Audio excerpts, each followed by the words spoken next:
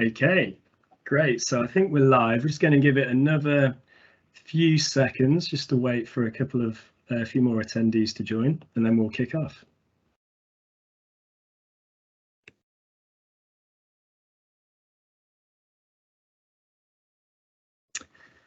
Okay, cool. Well, we'll make a start. I think good morning and welcome, ladies and gentlemen. Thank you for joining us today for our third instalment in our continuing healthcare webinar series, presented obviously by ourselves, CHS Healthcare.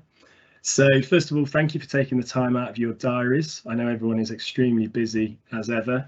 But today at the webinar, we're going to focus on the title for the webinar is Developing Skills and Capacity in Our Continuing Healthcare Workforce. So I think we'll all agree an extremely important topic. So you'll notice that I'm joined by two subject matter experts on the panel in the world of CHC. So I'd just like to introduce them first and foremost. So Yvonne, if I pass to you, would you like to introduce yourself? Okay, good morning, Harry, and everyone else who's joined us today. My name is Yvonne Lebrun. I am a social worker to background, worked in local government for many years before moving to the NHS. I now work independently. I'm an independent contractor run a small company. I've been doing that for about 13 years. So started off working in CHC, doing a lot of operational work, but more recently have spent much more time actually being involved in training the CHC workforce in several CCGs, largely across the south of England. But I also did a lot of work for NHS England and wrote the e-learning modules both for CHC and personal health budgets that are currently on the e-learning website. That's great. Thank you, Yvonne, and it's really nice to have you back. I think it's your second time on the panel with us, isn't it? So thanks for joining us again. And then Adam, would you like to introduce yourself?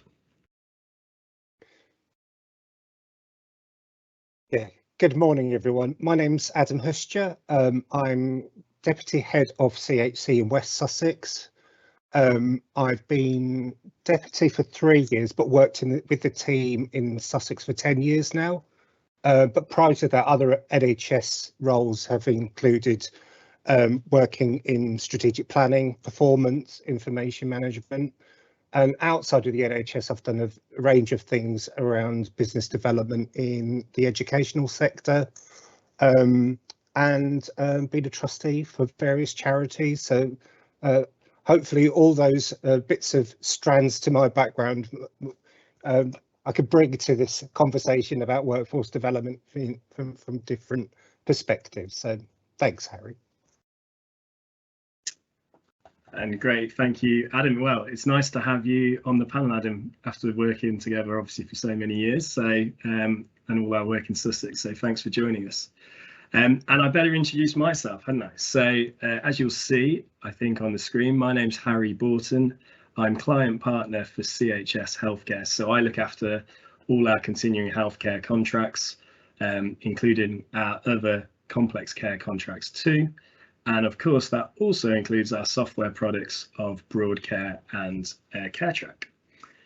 So I guess before we get into the nitty gritty with our panel members around workforce development, I just want to give you guys a bit of an overview of the webinar, plus go through some kind of webinar house rules, etc. So I guess looking at the webinar first and foremost, developing skills and capacity within continuing healthcare workforce is obviously an extremely important topic. I think it's a challenge that the NHS is facing, isn't it, across the board, not just in continuing healthcare. The challenge of actually having the availability of quality clinical resource. This is a challenge I think we've faced in CHC for many years. I think that's fair to say, but also one that I feel perhaps isn't actually improving. So there's still got to be a huge amount of focus on developing our workforce. The skill and capacity shortage within CHC was highlighted in the Parliamentary Health Service Ombudsman's report back in November 2020. And for anyone that hasn't read that report, I would very much recommend downloading that. And the Ombudsman himself really recommending that we need to do more to support our workforce and to support them in their training and development. And that will obviously enable us to get continuing healthcare right first time. And of course, that was the title of the report. So getting continuing healthcare right first time is so important, not just for our patients, families, wider stakeholders, but of course for our workloads as CHC practitioners.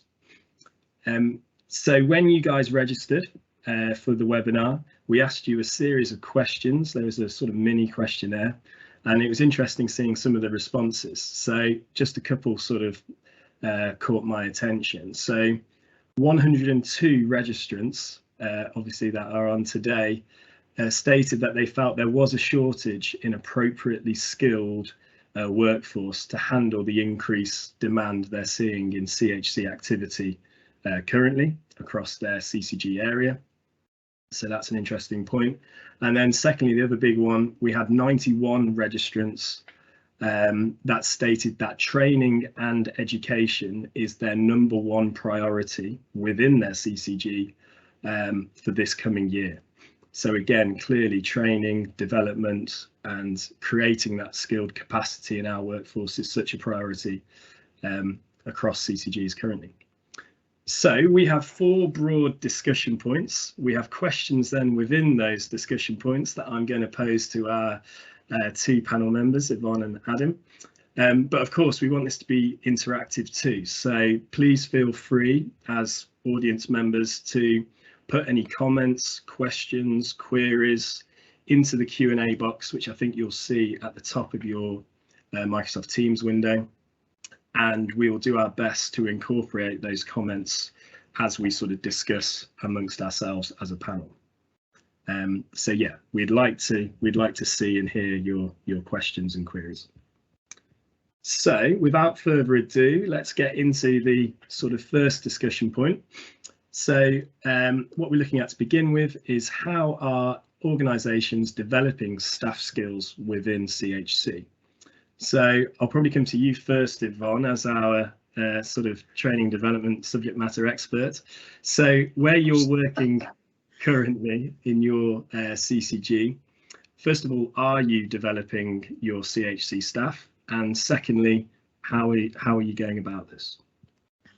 Oh, thank you, Harry. Subject matter expert indeed. Okay, I mean, the main work that I'm doing at the moment is actually with Dorset CCG, but I am involved with several other CCGs, again, as I said, largely across the south of England. And I think what I would say is the scenario is different in different CCGs, but I think the first thing that's really important in developing staff is actually commitment to training from people at the top, you know, and we can see actually in terms of your respondents, what people are saying is that #1 priority is training and skills development, and I get that, I really do. I think the starting point for me, and I know we've done that in Dorset, is actually to have what we would call a training strategy, not just a training plan, but a strategy which shows and outlines the commitment to training and development right from the very top of the organisation. Especially, as you say, I'm a subject matter expert and I spend a lot of time in CHC training. I think what I would say that training in CHC, you really have to have what I would call a blended approach. You have to have face-to-face training, e-learning, action learning and practical case studies. It's a bit like the Forth Rail Bridge, to be honest, because it has to be ongoing, and I think typically learners need more than one training experience in order to embed good theory in practice. It's not just a one-off training exercise. They need to have several different ways of doing it. So I think there's the organisation about how it develops blended approaches. So it's a bit about you get the training, how does that actually impact on your practice?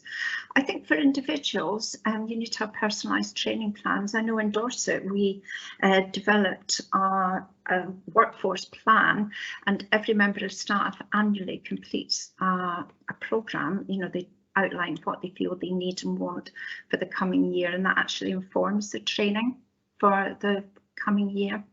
I think one of the things I'm doing at the moment is actually training. I think I've trained about 450 people across Dorset, across both health and social care, and that's in CHC screening and checklisting, which has actually become quite significant, particularly since the introduction of the D2A new arrangements. But what I try to do is give individual feedback. So people come to the training, they undertake an exercise that they send in to me, and I give a response to each and every one of them. It's interesting because for all of the assessments that I've looked at, they're all different when they come back, and I think, you know, to some extent it does take time for people to actually embed what they've learned in training into practice.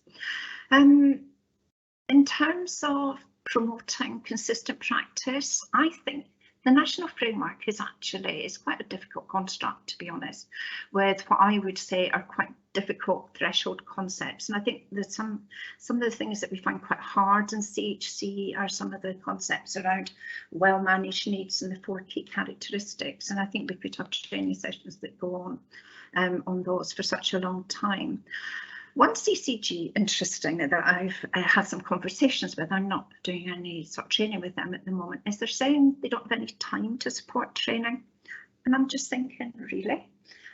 Because, you know, that one of the key messages from, as you say, from getting it right first time was to have good staff training. So we can't sit there as CCG organisations saying we don't have time to train, particularly around some of the new D2A ways of working, because actually, have we got time to receive poor quality checklists and DSTs? Because, I mean, you will know, Harry, the amount of work that goes into revisiting assessments that maybe haven't been completed as well as they might do. So I find it really disappointing that somebody says they've no time to support training, because actually you have to train your staff, we have to invest in the workforce. I think one of the things that we also have to think about is that a lot of the people that are working in CHC have come in perhaps well into their careers, whether it's in nursing or in social work. And I think there are huge benefits in terms of what staff bring in, what learners bring in. But sometimes some of what they bring in can actually be a barrier to some of the learning that needs to go on in CHC. And I know I find that sometimes it's really quite important to help learners reframe their understanding. So in terms of CHC and how the NHS and social care work in order to progress and do well. But it's complex, it's complicated, and lots of people have got lots of different ideas. I just love doing it. I probably said too much, Adam. I need to stop. Well, yeah,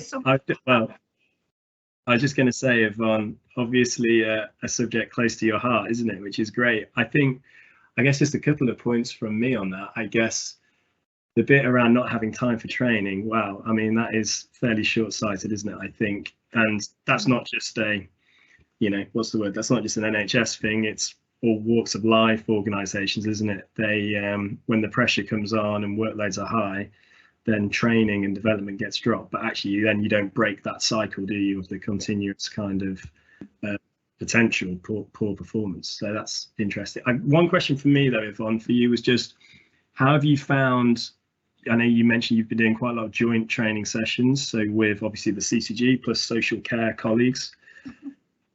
Have you found those beneficial in terms of, again, looking at relationships, and as we sort of come closer, come ICSs, has it helped doing those sort of joint training sessions?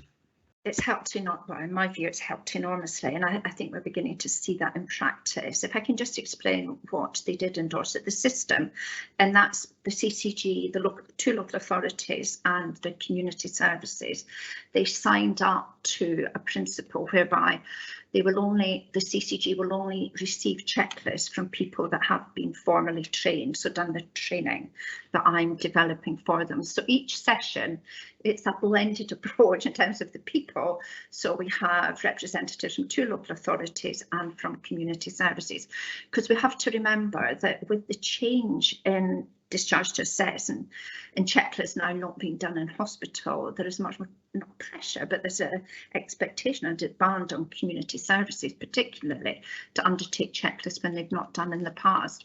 And in many ways, the training sessions are great. There's always a mix. There's about 25 people attend each of them.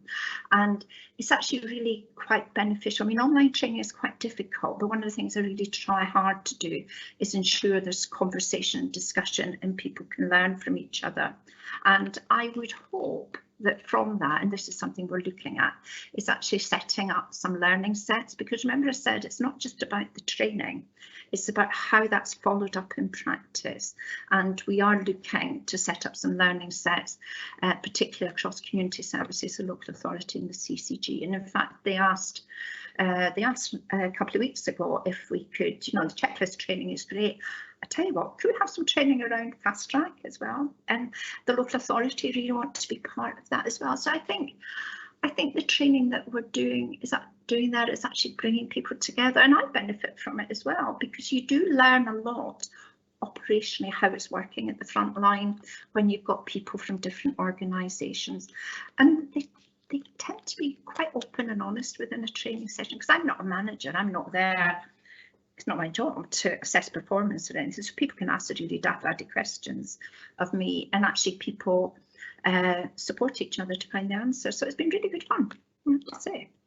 And we do a session every week. It's soon going to be every 2 weeks and every month, so it's ongoing. Remember, it's not what I would call sheep dip training, where you just do it, you know, you do it once and then off you go. But it'll be interesting to see what happens, because we are talking about how we evaluate the impact of the training, because that's one of the things I think is sometimes lost in training. We do it and we think fab, it's done, but actually the issue for me is, well, actually what difference does that make in practice? So that's the next thing we're doing, is just trying to find a system to evaluate what difference it's made. I've spoken far too much. Sounds good. Don't worry. Well, no, I think that was all very insightful stuff, so thanks Yvonne, and great obviously the work that's going on in Dorset. So Adam, I guess a similar question to you. I mean, where you're working obviously currently, what sort of staff development, what training are you guys doing in Sussex? Thanks, Harry. Yeah, my first reflection is the same as yours about what Yvonne said about one CCG not having time to invest in people. I think we're quite lucky in Sussex. I think you know, we were 7 CCGs, now 3, you know, heading fast towards being a ICB, ICS. We've always had, I think, good buy-in from our very senior managers in terms of investing in people. We've got a very supportive OD department corporately. So I think, you know, generally speaking, if you're employed by one of the CCGs in Sussex, you have got good access to a range of you know, hard skills, things like, you know, your basic Excel training and all the rest of it, to the softer skills in terms of leadership development and management. And that, for me, is a really good foundation to build on in terms of actually a bit more CHC specific training and learning. So that's great. From a sort of CHC perspective, specifically, we have a transformation board, and we have got a series of work streams that support that transformation board. And one of those work streams is called Workforce Development and Digital. And that's been in place for maybe 2 years, so just really started pre-pandemic.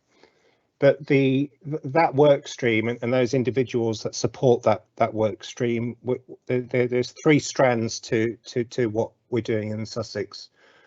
The first strand is very much about the individual, so you know, supporting us as people. So that's everything from having a good induction, and there's a detailed induction pack for both clinical and non-clinical posts, so that's been developed. There's a lot also in that work stream that's to do with staff well-being rather than training. But again, it's all about making individuals more resilient, because you know working in CHC can be a tough gig, and so we do a lot of a personal sort of skill development in that work stream. So again, I think that sort of sets out the right sort of culture in being a sort of a people-focused team. In my 10 years in Sussex, again, you know, I've got no sort of qualification in OD or whatever, but it's always been about ensuring people who can develop and reach their full potential. And I think if you do that, then people are invested in your business, and you'll get so much more out from people. The second work stream within that work stream that I was talking about is about developing the skills to do CHC. So we work closely with the local authority, similar to what you've been describing, about developing a joint training program. So you know that's still in its infancy, but we have, again, because we've got health and social care representation from all three areas in Sussex. So we've got 3 local authorities in Sussex, and yeah, so there's that investment and commitment to develop, you know, starting off with the basics about, you know, basic learning about around the national framework, around the Care Act assessments, so that both practitioners from both sides can experience the same training. We also tap into the national workforce development programme led by NHS England and Improvement. So a number of us are part of the Champions Network. So they're looking at developing, in fact, I think it might have even happened this week, there's been webinars around checklist training and all those core skills for CHC staff. So that's all good. Literally yesterday we were talking about ongoing development of training with systems and partners in all the things, again, that Yvonne was talking about. And again, you know, when Yvonne spoke to me earlier this week about, you know, training 400 people with a program of looking at 600 people, that sort of scale, I shared that in a meeting yesterday, just so that you know, the fact that we've got now the opportunity to deliver training, you know, in this medium is a game changer, because in the I say the old days, it's not that old, you know, our practitioners, our senior practitioners, would go out to, you know, nursing homes and the like to deliver training, or occasion again, I remember the fast track nurses would invite people to the office to deliver some face-to-face training.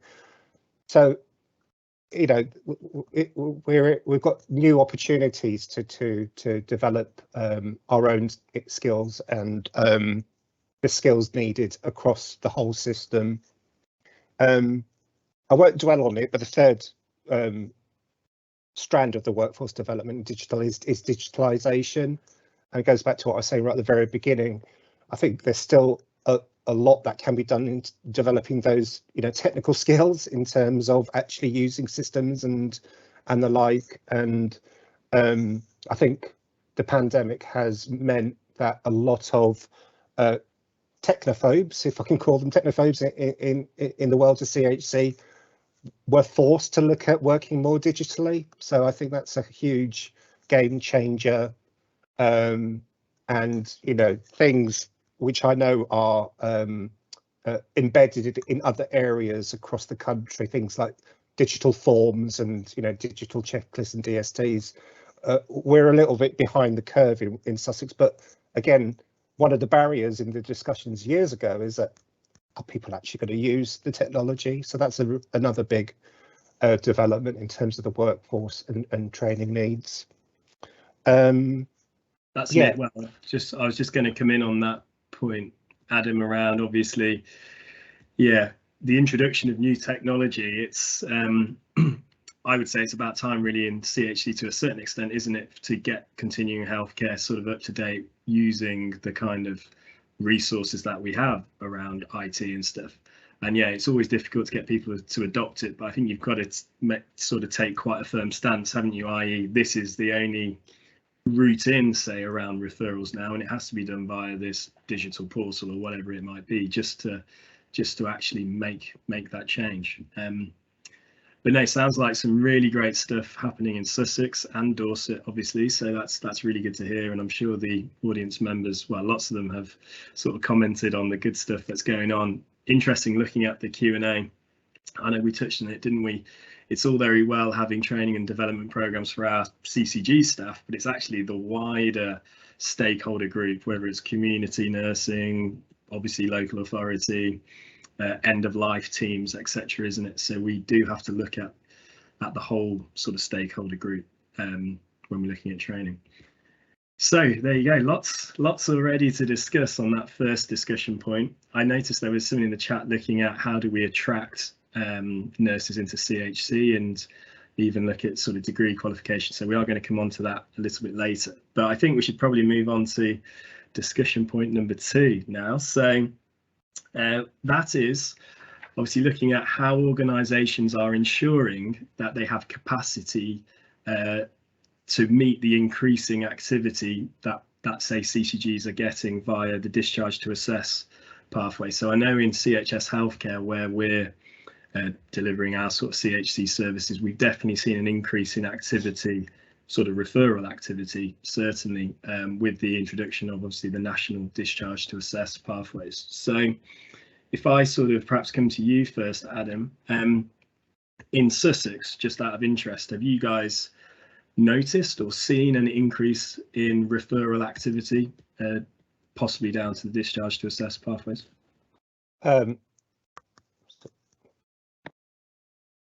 Waiting for the red box. Sorry, new to this webinar stuff.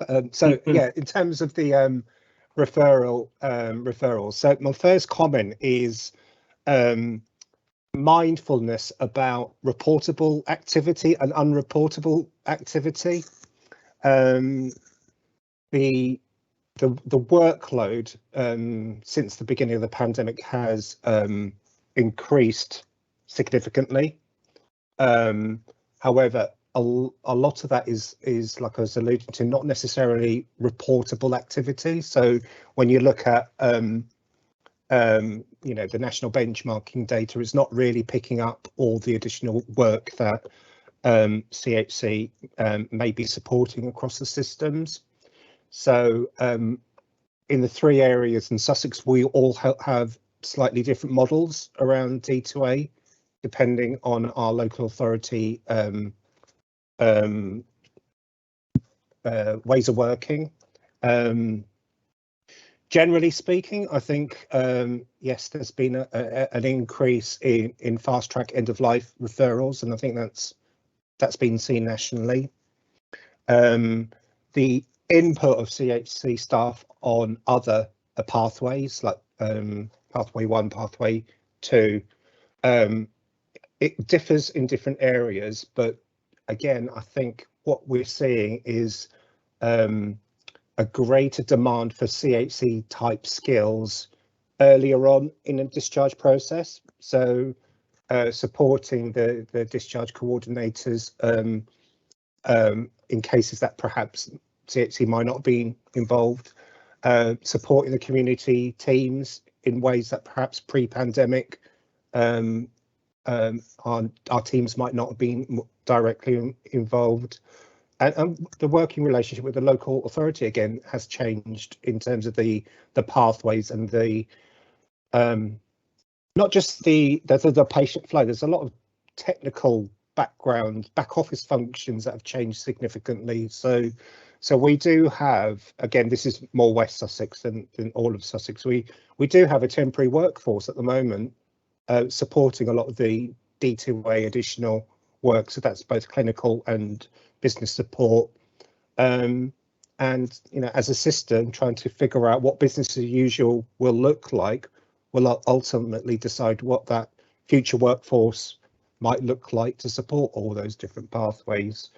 So So the short answer to the question is, yeah, workload has increased on all the pathways, and actually, the other key thing is around case management. So there's a hidden workload in terms of supporting people and their families on cases that perhaps might not have come to CHC. So yes, work has just continued to be busy since the beginning of the pandemic.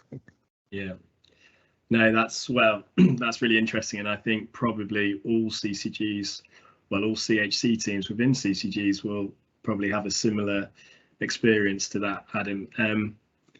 Interesting, isn't it, around, you know, it's not necessarily, like you say, it's not just reportable activity in terms of referrals. We can probably measure that a bit more clearly, can't we? It's that case management, that other sort of activity that perhaps has increased, that's harder to report.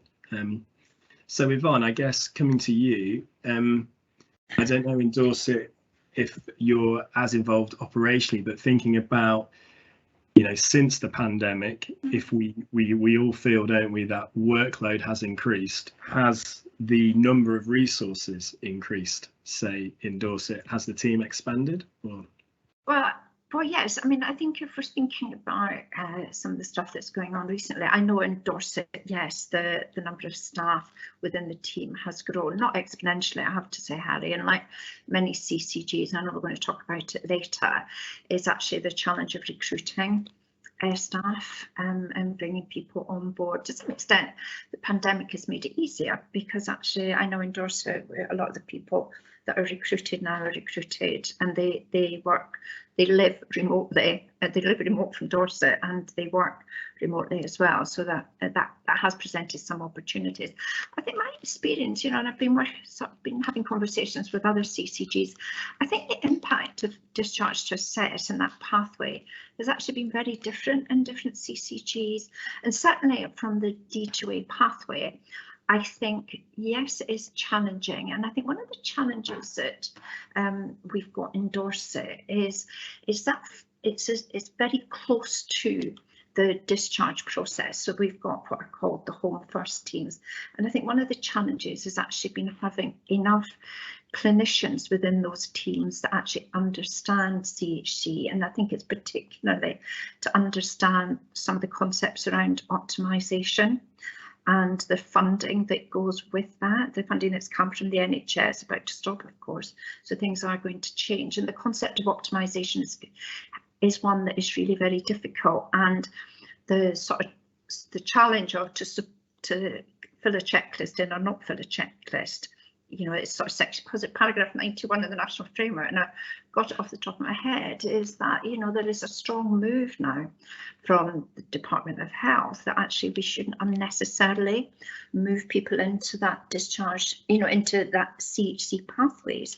because it's a bumpy pathway being assessed for CHC, and we really do have to manage people's expectations right at the start as well. Don't fill in checklists unnecessarily, but and then sort of project people onto a CHC pathway when in fact they're not going to be eligible for CHC, and you know in your heart of hearts that people are not going to be eligible. And I know certainly in Dorset that's one of the things that we're trying to do. But Dorset has invested. They're invested in some clinicians to support the discharge assess pathway. I think the biggest investment in Dorset, and it'll be music to your ears, Harry, is actually just about automation. And actually that is now key certainly in that system, in managing and improving workflow and managing demand. It's a very automated system now. It's been tricky sometimes introducing some of the changes, because it is about different ways of working, and very much about upskilling sort of business support staff as well, in order that they can use those systems to their maximum and to actually create some efficiencies. And I know Dorset over the last 2 years has actually been working very hard to increase the effectiveness of electronic systems, and actually that system is now effectively managing the front door. So if we come back to checklists or in applications as they come through the door, we're using automation basically. Only people, it sounds a bit Big Brotherish, it doesn't mean to, but actually only people that have completed the training and have been signed off as competent are actually allowed, can actually send checklists in through the system.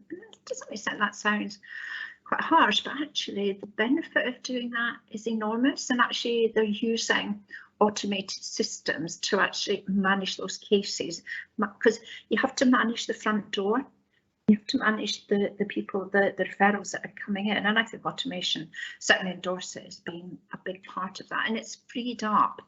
They might not say it, and I'm sure some of the CHC practitioners will say they feel as busy as ever, but actually, and I'm sure they are as busy as ever, but hopefully they're busy doing tasks that need a professional and a more professional and maybe a more personal input as well.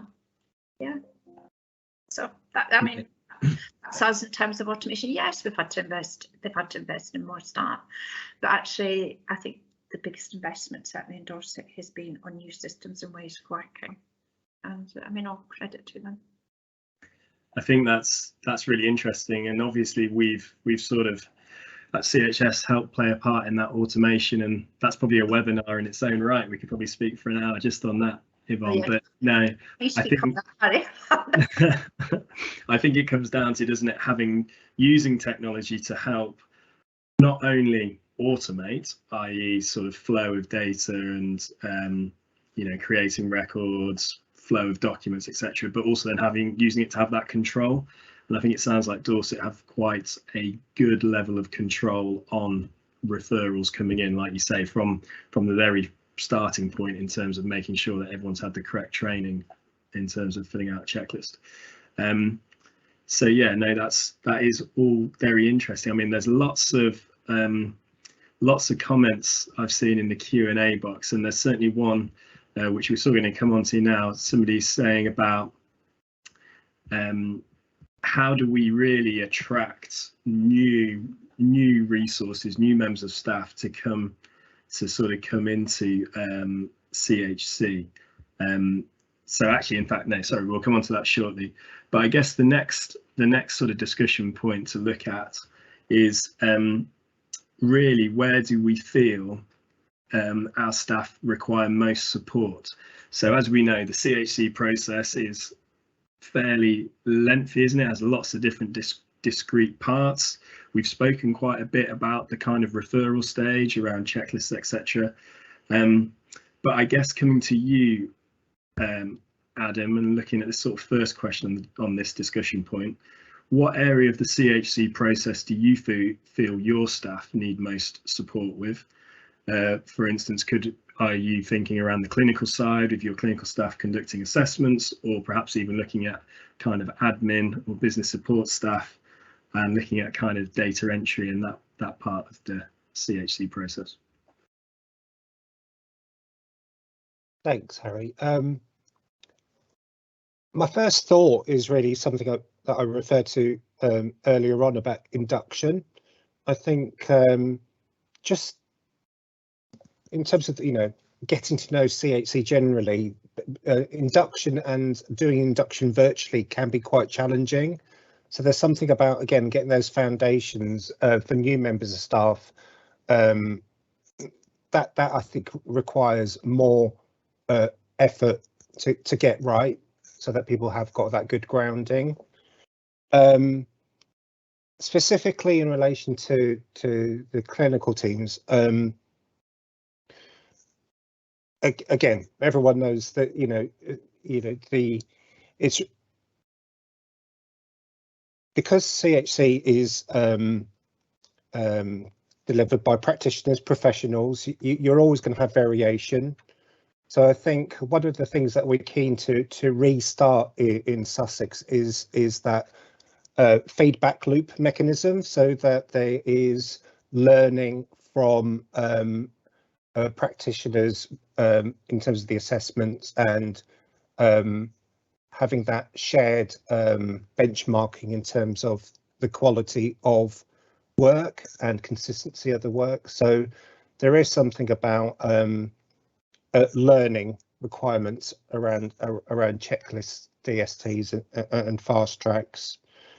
On the business support side, again, I think, you know, I can't think of one specific area in the actual process, but again, it's a general training needs for people to understand the full process, because I think as the teams have developed over the years, and particularly in Sussex, you know, there are more staff working, but as the team grows, you get people specialising in a particular area, whereas 10 years ago, when teams were maybe smaller, you did have a broader understanding of CHC and the back office function.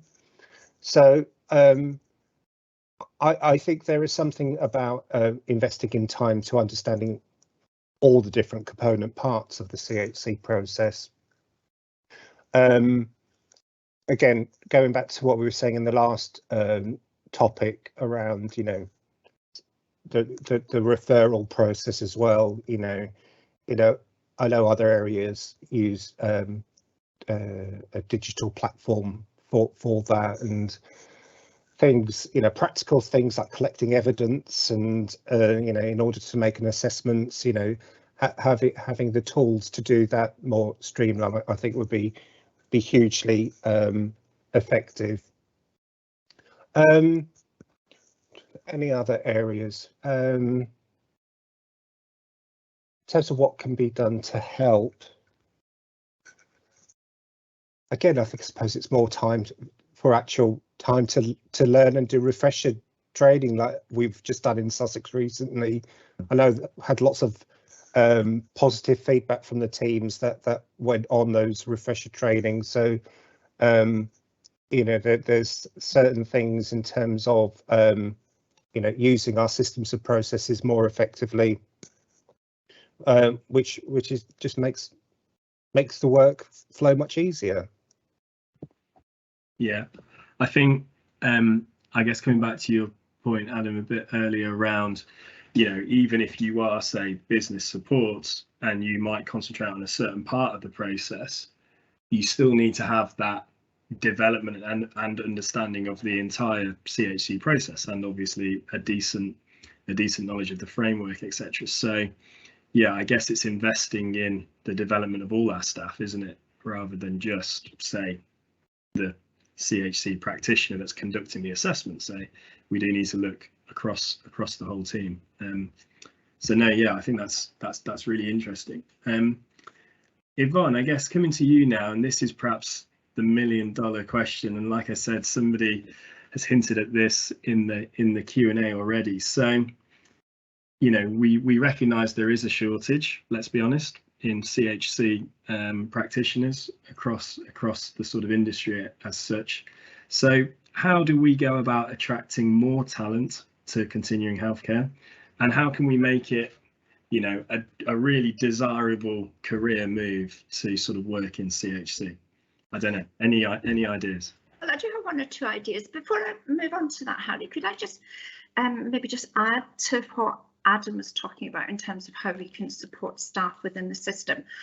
And I think because I'm currently training across local authority, community services and CCGs, my system is it's quite a broad system now. And I think one of the things that my company did actually, and this was in response to demand from practitioners, we actually have produced some specific e-learning modules for people with specific conditions.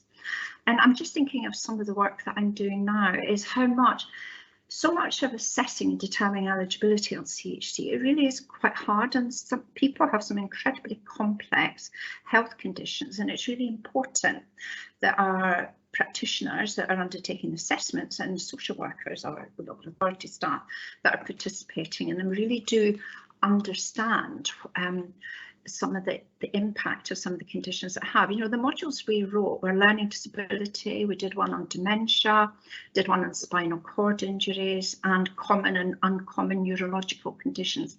They were actually approved by NHS England. They've actually been written, they're actually on a platform, but for some reason they've not been published. And I think it's because there is this argument in CHC that actually eligibility and entitlement is not based on diagnosis. And I get that, but actually needs stem from symptoms, which in turn stem from the diagnosis. And it really, I mean, I think in terms of supporting staff, some targeted learning and development around the impact that some of those conditions has on individuals and how that might affect their eligibility for CHC is really important, because remember, one of the things that we have to do in determining eligibility for CHC, it's not just looking at the person now. We have to make some anticipatory, we have to anticipate what their needs might be. And if we don't understand the impact of some of the conditions that people have, then they're not going to be able to do the job as effectively. So I think it's something that has been missed, and it's a bit of a shame, but there is some really good training material out there for people. I think in terms of how do we attract more staff into CHC, well, I certainly don't think that working in CHC is a complete career path for nurses or any other healthcare professionals. You know, I think CHC needs to be able to bring in people for whom CHC is an added string to their bow, and where they can bring experience and expertise to bear. I think in some ways it's quite nice to think that we could attract nurses coming out of university, but I don't know that we've ever attracted, I don't know about you, Adam, I don't know that we've ever attracted people coming straight out post-qualification to work in CHC. I think people coming into CHC, it's beneficial and helpful if they've had some experience in actually delivering care, whether that's working as a social worker or whether that's working as a nurse. And I think in many ways CHC is a bit of a strange beast, you know, and unlike other parts of the NHS, essentially what we're doing in CHC is managing a funding stream with a set of rules and you actually need quite a bit of maturity and experience to be confident and competent in that role. And the key thing for me is if we can get people interested in CHC, and I have to say I find it one of the most fascinating areas of health and social care to work in. That's why I've been doing it for the last 20 years. And I think if we can help people understand that CHC is actually quite exciting, it's different, and not to be scared. I think there's quite a lot of apprehension, and I noticed in some of the feedback that you got, people feel they want more training in specific legal cases, etc., etc. And yes, I know that's important, but it almost to me demonstrates that there's some fear in CHC as well. And while it is challenging, we shouldn't be fearful of the work that we do, that we should feel confident in our professionalism. And I know when I do some of the training that I'm doing at the moment, you know, we talk about when you're doing a checklist or an MDT, sometimes the person leading it can feel under pressure from other people in the room. And I always say to people, never doubt your own professional expertise and your competence. And then also that when you are completing DSTs or checklists, you have to hold true to the profession that you're registered with. And remember that whatever you put down on paper is actually going to be there for some time as well. So I think the point I'm trying to make is that I think there is a bit of a view that CHC is a very challenging area, but actually it's also a very supportive area as well. And, you know, people shouldn't be scared. I mean, it's enjoyable. And I think as I look at some of the teams that I work in, there's generally speaking quite huge camaraderie and sort of joint professional commitment for people that work in CHC. I think probably more so than in any other area that I've worked, and people tend to be very positive and supportive. But I think the challenge of coming into CHC is particularly it happens with people that are coming in from healthcare, that whenever you get into CHC, we're talking about money because it's about access to funding, and we can't get away from that. And I think people need to realise that before they come into CHC, and maybe we need to help them with that as well. I don't think there's a quick and easy answer. I don't think coming out of training from university into a career path in CHC is particularly a good choice, to be honest. I think we almost need to, and I was speaking to our director of finance recently, and I said, you know, what we need within CHC are health and social care professionals that have got generic business skills, and so that they can actually so that they can do the job competently. And I think certainly personal health budgets within CHC have been a challenge for that as well, because, you know, there's an awful lot of business skills that are needed in terms of helping manage personal health budgets and direct payments. I don't know, I wish there was an easy answer, Harry, you know. Well, yeah, there you go, Yvonne. There isn't a one size fits all answer for it, is there? Interesting how you mentioned PHBs. That's actually going to be our next webinar topic coming up probably well in next month in March, so keep an eye out for that one. But I guess coming back to some of your points, Yvonne, yeah, we probably do need to do more, don't we, again, to support our practitioners, our workforce with development to handle those tricky conversations, isn't it? So people aren't scared when they're under pressure in an MDT or under pressure from an advocacy or whatever it might be. So yeah, there needs to be just as much training and development for people's sort of soft interpersonal skills as there does need to be around the framework, I think. Interesting point around sort of degree level CHC. And I know people have mentioned that in the chat. So that, again, is something that CHS are looking at, and we're in conversations with a couple of universities to get a CHC competency-based module as part of a sort of nursing degree. So we're quite excited by that. And I think that would sort of cover your points, Yvonne, in terms of, you know, getting people used to CHC or giving them a good knowledge in CHC as part of their wider sort of education as a nurse, and doing that sort of sooner rather than later. So I think that would give a more sort of, what's the word, a more sort of all-rounded education for our nurses. Okay, so that's good. Conscious of time as ever, look, 21 minutes past 11. So we'll move on to our sort of final discussion points. And that is what role, there's lots of talk obviously about the associate continuing healthcare practitioner role. And I know obviously NHS England, NHS Improvement, the CHC champions are looking at that, as well as lots of CCGs. So what role can the associate continuing healthcare practitioner play in the assessments, obviously around CHC, and obviously also any sort of social care needs? So Yvonne, coming to you first and foremost on that. You know, traditionally we always think, oh, it's got to be a registered nurse that's completing a CHC assessment, etc. I know I think you're a social work background, aren't you, if I remember correctly? But yes, I am, Harry. what's your opinion on that? I probably know your answer already, but what's your opinion on registered nurses must do assessments, or do we need to widen our scope here, perhaps? I think leading an MDT assessment requires quite a lot of skills, and the national framework is quite clear. It doesn't have to be a nurse. It just requires somebody who can be competent to actually lead an MDT and make sure that the proper process is followed and that people are appropriately heard. I mean, I think we need to forget about the label. It's actually about the skills and competence, no matter what the background, to be perfectly honest. Associate continuing healthcare practitioners, I don't know a great deal about the roles. I think they're emerging differently in different parts of the country. I certainly like the concept of apprenticeships as a way to help train and upskill people, because I think one of the problems you have in CHC, and I didn't mention it before and I maybe should have, is there's not a very clear career path for people. And I suppose there is some, because you have some very good business support people that would love to get into more closely involved with the individuals that we work with and in the assessment process.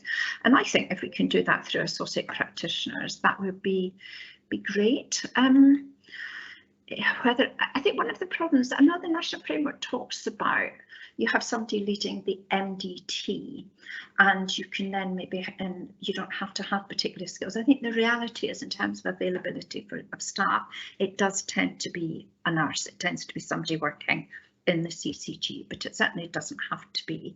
And I think it would be a lovely development opportunity for associate practitioners, and I really feel very positive about them. I think the challenge is that, okay, we've got our associate practitioners, but I think there is something about the CCG structures that we have in place, and where do they fit in, and what career development opportunities might be there for them. And I suppose to some extent it's on the ambition of the individuals as well, doesn't it? But you see quite a lot of administrative staff, particularly, that I think could actually move on through an associate healthcare practitioner to actually undertake a role that can actually offer some nice opportunities and some career progression as well. Okay, thanks for that, Yvonne. And yeah, you sort of touched on that, and I guess that's what I was going to come to you on, Adam, is, you know, looking at the associate health practitioner sort of role, but for kind of business support type members of staff, say, is that something that you think would be a good sort of way forward? I think a general comment is that there is more scope for a much more diverse skill mix of people to work within CHC. I think you know, both on a, like you were saying earlier, both on the clinical side and the business support side, there's a lot of crossover. There are clinicians and practitioners who have got those business skills that Yvonne was talking about earlier, and there's also business support staff who are very au fait with the national framework and the processes and how things work. So maybe that again, as described earlier, Sussex has been part of those conversations around associate practitioners and apprenticeships, thinking about you know, a clinical and a non-clinical career pathway, but actually maybe there's something that could take you from one to the other. So maybe the associate practitioner role is something that you could choose to go down the clinical practitioner route or down the business support route. I know East Sussex have got some new type of roles, so they do have associate practitioners already supporting funded nursing care and reviews. There are in West, we don't call them associate practitioners, we just call them health support staff, but they're non-clinical, but doing things again, as Yvonne was describing, supporting support planning and supporting personal health budgets. So there is a real opportunity to have a completely different approach to getting the right people with the right skills in, regardless if they've got a qualification or some accreditation. Yeah, it makes it more exciting, and again, I think it's great that again, East Sussex have got medical secretaries that do a lot of the legwork to support practitioners, which we don't have in Brighton and in West. But again, I think there's a real opportunity to look around what people are doing, because again, speaking to Yvonne yesterday, you know, and the earlier questions about having dedicated trainers in the team, it's not just about having you know, nurses supported by, you know, brackets admin. It's a completely different game now in terms of making the most of scarce resources. You know, our employers are, you know, mindful about investing in more staff. So actually there becomes a finite point in investing in more staff. You do have to look at the skills and knowledge and experience of existing staff and upskilling. Again, go back to that concept of having a broader skill set rather than necessarily specialising in a particular area. So yeah, I think it's an interesting concept, and it can bring loads of opportunities. Yeah, well, no, I think I completely agree, Adam, and I suppose it's that we have that opportunity, don't we, to look holistically across the workforce in terms of how we can develop each part of CHC, and then have that crossover as well, so people experience different parts of the process and not just pigeonhole clinical and admin or clinical and business support or whatever it is. So yeah, I definitely agree with that. I think, wow, look at the time, 11:29. That hour went pretty quick as ever. I guess really we probably better wrap up now. So just like to say thank you, obviously, for everyone that's joined. We've had sort of close to 150 attendees, which is absolutely fantastic. As I said earlier, our next webinar is going to focus on PHBs, and that will be next month in March. So please watch out for any invites and communications on that. We'll let you know about that coming up. And also, if obviously you'd like any support from CHS Healthcare around continuing healthcare, please do get in touch. We're always happy to support our CCG partners. And finally, just a big thank you to Yvonne and Adam also for joining us on the panel and taking some time out of your busy diaries. So I guess we'll call it a close there. Thank you everyone for joining, and we hope to see you soon. Yeah, bye Harry, bye guys. Thanks Yvonne.